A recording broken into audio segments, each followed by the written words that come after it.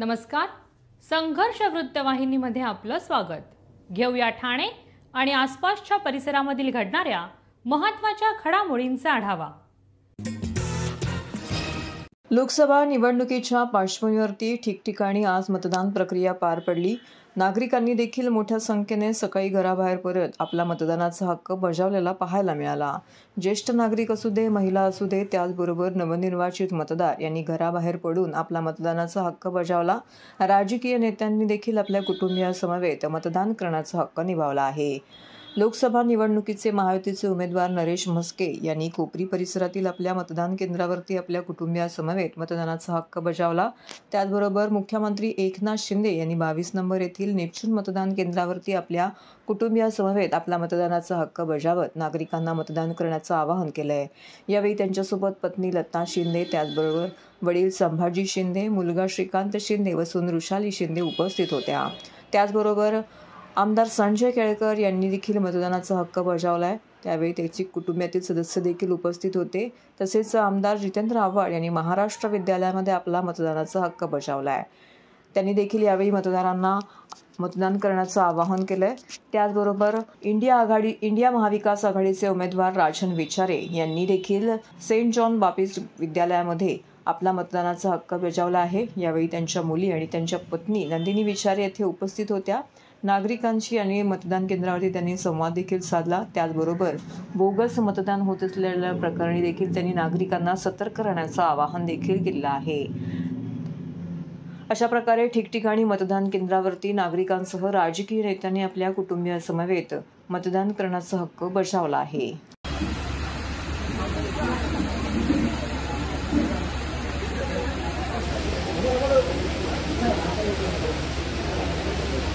थांबा हे चला बाहेर घेऊ, चला बाहेर चला.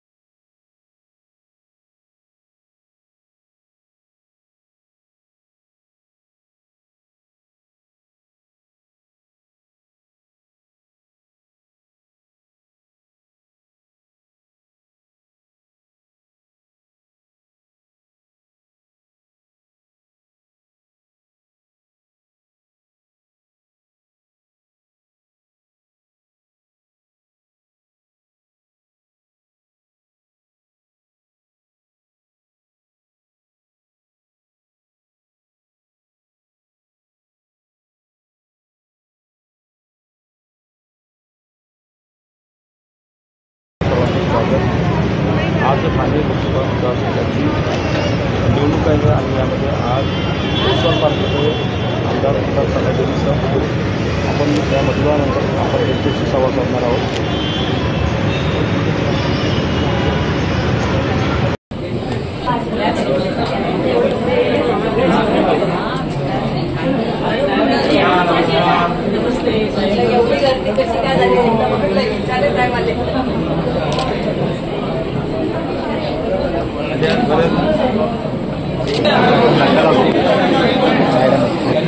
त्यांनी आम्हाला बोलवलं तुम्ही पुढे घेतो सगळं इम्पॉर्टंट आहे का माझं इम्पॉर्टंट आहे तरी पण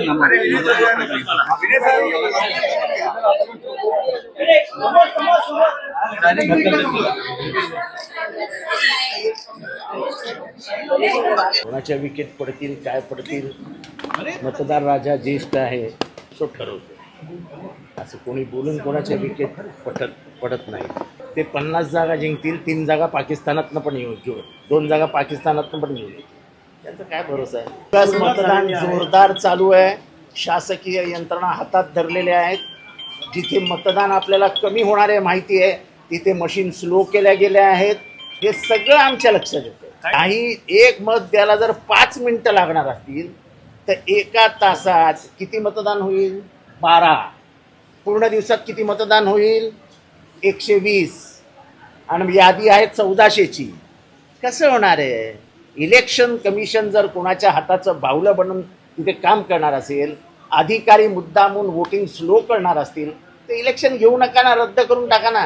आज मतदानाचा हक्क बजावलेला आहे आणि माझं बालपण आणि माझं पूर्ण आयुष्य ह्या आनंदनगर ह्या वस्तीमध्ये गेलेलं आहे. माझ्या आयुष्याची राजकारणाची सुरुवातसुद्धा ह्याच वस्तीत केलेली आहे आणि ह्याच वस्तीने मला नगरसेवक बनवलेला आहे आणि यामुळेच मी सभागृह नेता असेल, महापौर असेल आणि आता खासदार बनतो आहे. आणि लोकांचा प्रचंड असा प्रतिसाद आहे. सकाळपासून प्रचंड रांगा लागलेल्या मतदानाकरता. नक्कीच जो नरेंद्र मोदी यांना पंतप्रधान करण्याकरता, तिसऱ्यांदा पंतप्रधान करण्याकरता जो उत्सव आहे, हा महोत्सव आहे, त्याच्यामध्ये लोक आनंदाने सहभागी होत आहेत.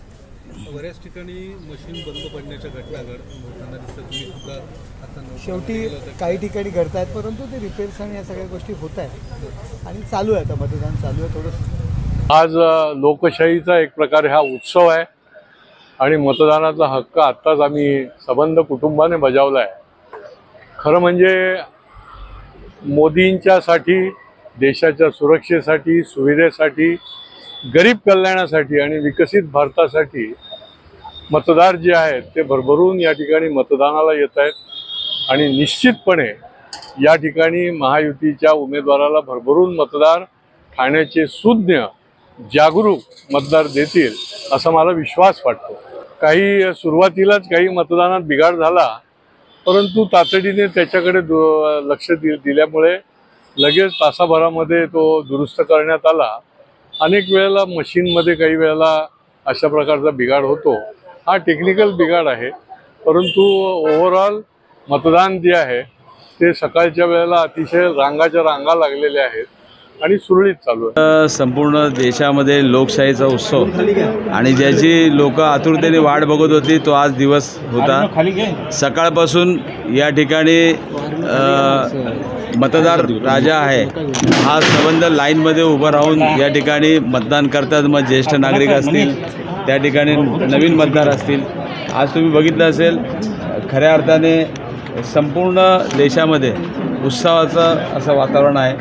आज या ठिकाणी मी या सेंट जॉन शाळेच्या ठिकाणी या मतदानासाठी इथे आलेलो आहे सहकुटुंब. आणि खऱ्या अर्थाने तुम्ही बघितलं असेल की ज्या पद्धतीने या महाराष्ट्रामध्ये जी लोकशाही धोक्यात आलेली आहे आणि आज तुम्ही जर बघितलं असेल या महाराष्ट्राच्या राजकारणामधला सर्वात काळाकुट्ट दिवस बघितलं असेल गेल्या 2 ते 2.5 वर्षामध्ये ही लोकशाही वाचवण्यासाठी आज खऱ्या अर्थाने जनता इकडे उतरलेली आहे. भारतरत्न डॉक्टर बाबासाहेब आंबेडकरांनी जे संविधान या ठिकाणी दिलं होतं हे संविधान टिकवण्यासाठी आणि वाचवण्यासाठी आज खऱ्या अर्थाने जनता या ठिकाणी रस्त्यावरती उतरून या मतदानामध्ये त्यांचा सहभाग आहे.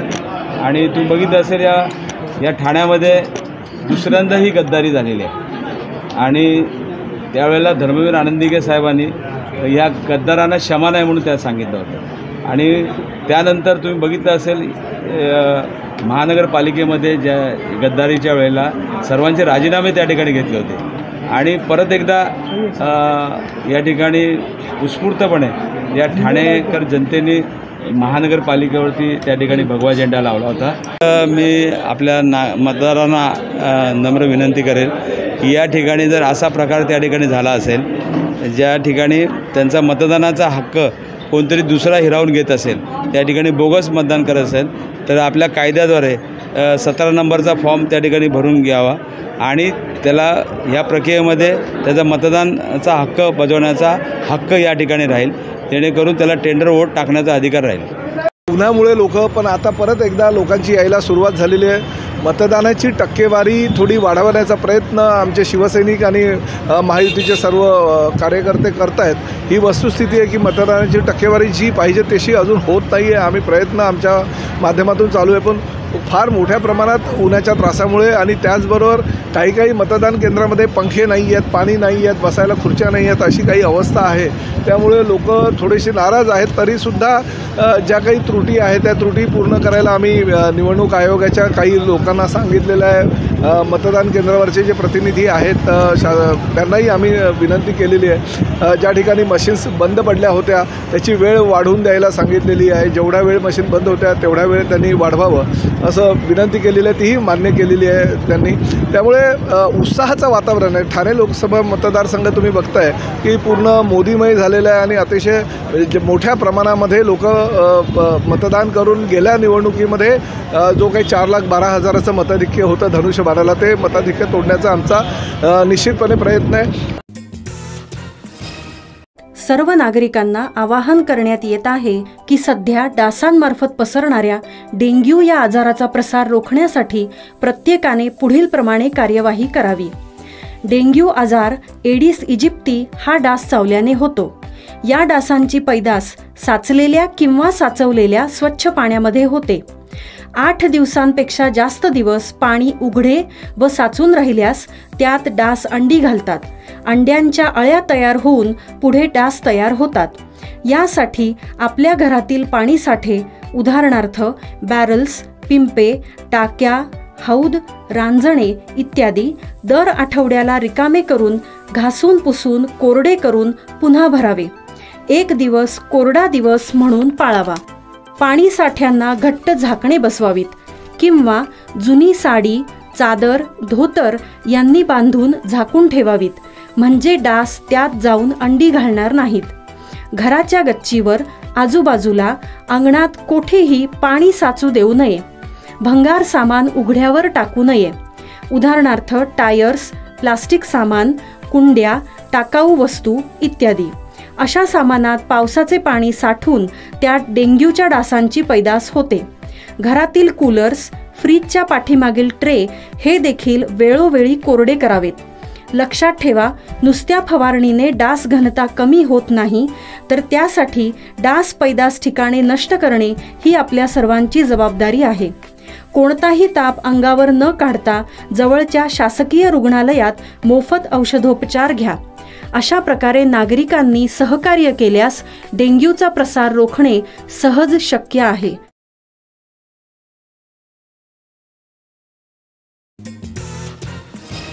मुख्यमंत्री एकनाथ शिंदे यांनी सहकुटुंब केले मतदान. मुख्यमंत्री एकनाथ शिंदे यांनी ठाण्यातील वागळे इस्टेट येथील नेपच्यून IT पार्कमधील मतदान केंद्रामध्ये सहकुटुंब जाऊन मतदान केले.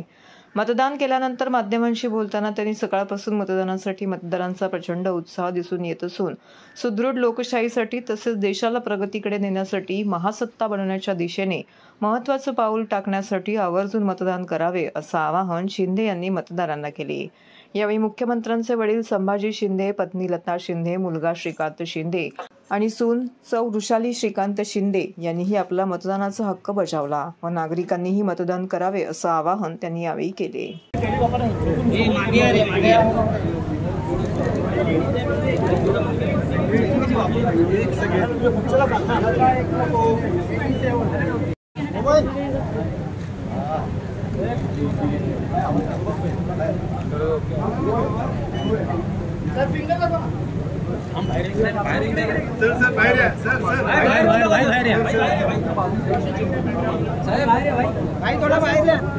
बाहेरच करायचो पिक्चर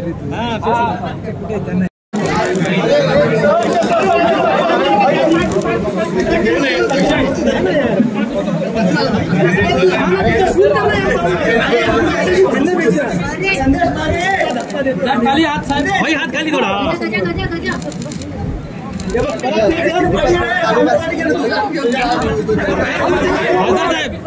खासदार साहेब थोडं मम्मी नाही काय करत.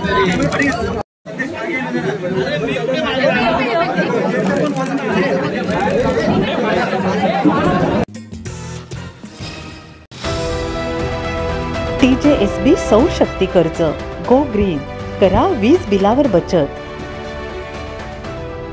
आकर्षक व्याजदर, 84 महिने परतफेड कालावधी, 80% लोन, व्यावसायिक आणि उद्योजकांकरता सुद्धा. अधिक माहितीसाठी तुमच्या जवळच्या शाखेला भेट द्या किंवा संपर्क साधा. 1800-223-466 आणि 1800-266-3466.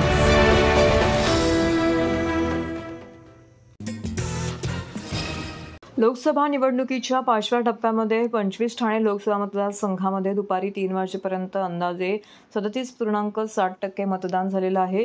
लोकसभा सार्वत्रिक निवडणुकीच्या 5व्या टप्प्यातील मतदानाला ठाणे जिल्ह्यातील 25 ठाणे लोकसभा मतदारसंघामध्ये 20 मे 2024 रोजी सकाळी 7 वाजल्यापासूनच मतदानाला सुरुवात झाली.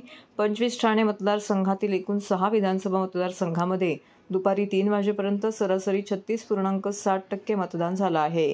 ठाणे जिल्ह्यातील 25 ठाणे मतदारसंघातील विधानसभा मतदारसंघनिहाय अंदाजे टक्केवारी काढण्यात आलेली आहे. मीरा भाईंदर परिसरामध्ये 37.56%, ओवळा माजीवाडा क्षेत्रामध्ये 32.39%, कोपरी पाचपाखडी परिसरामध्ये 41.64%, तर ठाण्यामध्ये 40.99%, ऐरोलीमध्ये 33%, तर बेलापूरमध्ये 33.61% मतदान झाल्याची आकडेवारी समोर आलेली आहे. त्याचबरोबर याची संपूर्ण आकडेवारी देखील मतदान प्रक्रिया पूर्ण झाल्यानंतर मिळणार आहे.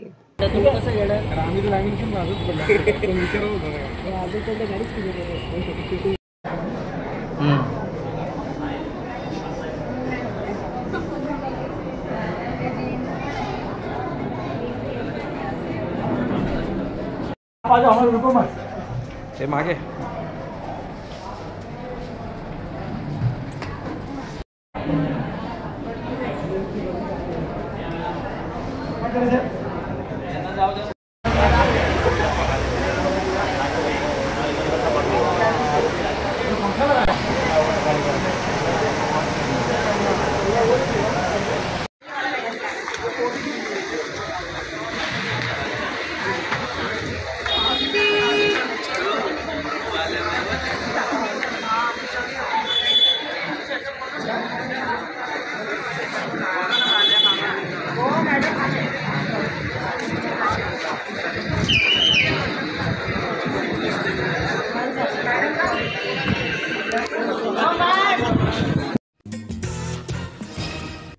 तर हे होतं संघर्ष वृत्तवाहिनीचं आजचं बातमीपत्र.